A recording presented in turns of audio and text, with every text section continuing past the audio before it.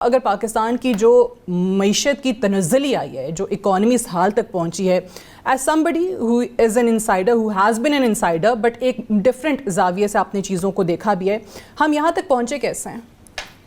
دیکھیے، شکریہ، بسم اللہ الرحمن الرحیم۔ سعدیہ، پہلے تو ایک میں آپ کی جو انٹرو ہے اس سے ایک علمی اختلاف کرنے کی جسارت کروں گا۔ پچھلی 2 دہائیوں میں یہ نہیں ہوا۔ یہ 75 سال میں ہماری پالیسیز مستقل جس طرف رہی ہیں، یہ ان کا نتیجہ ہے۔ ان کو کسی 2 دہائیوں تک لمٹ کرنا غالباً مناسب نہیں ہوگا۔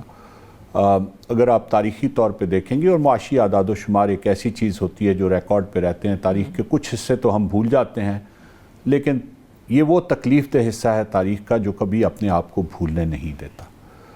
تو آپ یہ بھی کہہ سکتی ہیں کہ جی جو 60 کی دہائی تھی اس میں تو ہم انڈسٹریلائز کر رہے تھے اور بڑی تیزی سے ترقی کر رہے تھے، اور اس وقت تو یہ کہا جاتا تھا کہ ہم ایک رول ماڈل ہیں، لیکن ہمیں وہ رول ماڈل انڈسٹریلائزیشن کی حساب سے تو ضرور کہا جاتا تھا، لیکن اس کے ساتھ ساتھ جو لوگ معاشی اور معاشرتی چیزوں کو اکٹھا ملا کے پڑھتے اور دیکھتے ہیں، ان کو یہ تب بھی نظر آ رہا تھا کہ ہم ترقی تو کر رہے ہیں، لیکن اس ترقی کے فوائد ایکویٹیبل ڈسٹریبیوشن کی طرف نہیں جا رہے۔ ایک خاص تعداد اس آبادی کی جو اس سے بہت کم تھی جو آج ہے، وہ ترقی کرے۔ اور آپ کو تو شاید آپ کی عمر چھوٹی ہے، لیکن مجھے اچھی طرح یاد ہے کہ میرے اسکول کے دنوں میں 22 خاندانوں کا بہت غلغلہ تھا، اور نام لیے جاتے تھے کہ کون کون لوگ ہیں جنہوں نے حکومت کی معاشی پالیسیوں سے فائدہ اٹھایا۔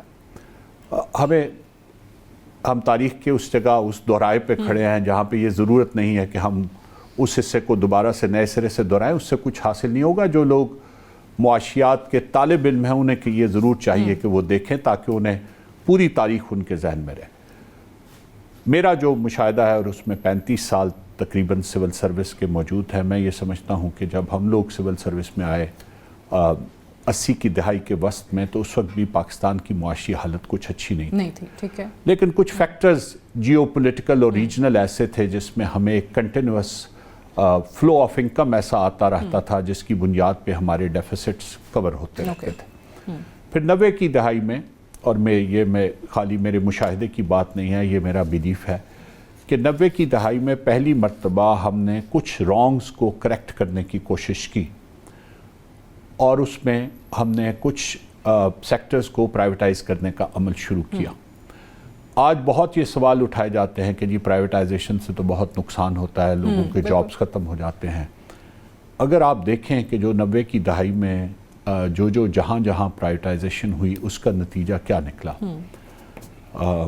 گھی ملز پرائیویٹائز ہوئیں۔ آج پاکستان صرف اپنی ضروریات پوری نہیں کرتا، ساتھ کے سارے ملکوں کو بھی گھی ایکسپورٹ کرتا ہے۔ پرائیویٹ سیکٹر میں کوئی نقصان نہیں ہوتا۔ اس وقت گھی جب سرکاری صنعت کے طور پہ استعمال ہوتا تھا تو بے تحاشا نقصان سالانہ اٹھاتا تھا۔ بینکنگ سیکٹر سالانہ اربوں روپے کا نقصان کرتا تھا، اور کھربوں روپے کے رائٹ آفس کیے جاتے تھے معاشرے کے چند مخصوص طبقوں کو۔ آج تک مجھے نہیں یاد کہ کسی غریب آدمی کے قرض کا رائٹ آف ہوا ہو، لیکن اگر آپ اپنی بینکنگ کی پوری تاریخ دیکھیں تو جب تک بینکنگ کو آپ نے سرکار کے کنٹرول میں رکھا، آپ نے ایک مراعات یافتہ طبقے کی مراعات میں مزید اضافہ کیا۔ تو جو سب سے بنیادی چینج آئی جب آپ نے 4 بڑے بینکوں کو، Muslim Commercial Bank, United Bank, Allied Bank اور حبیب بینک کو پرائیویٹائز کیا، تو آج یہ دیکھیے کہ ان کی جو اس وقت ان کے ملازمین کی تعداد تھی، آج اس کی تعداد ان سے کچھ فیصد زیادہ نہیں ہے، کئی گنا زیادہ ہے۔ جو ان کے صرف 1-2 چیز جو سینکڑوں ارب کا نقصان ہر سال کرتے تھے، وہ آج سینکڑوں ارب ٹیکس دے رہے ہیں، بالکل ٹھیک، اور ان کے پاس اس کے علاوہ جو عوام کو اس کے مفادات مل رہے ہیں۔ جب وہ سرکاری کنٹرول میں تھے تو ایک مخصوص طبقے کو ایکسیس حاصل تھی اس کیپٹل تک، جب ان بینکوں جو ان بینکوں میں پڑا تھا، کیونکہ اس کے لیے سرکاری سفارش کی ضرورت ہوتی تھی۔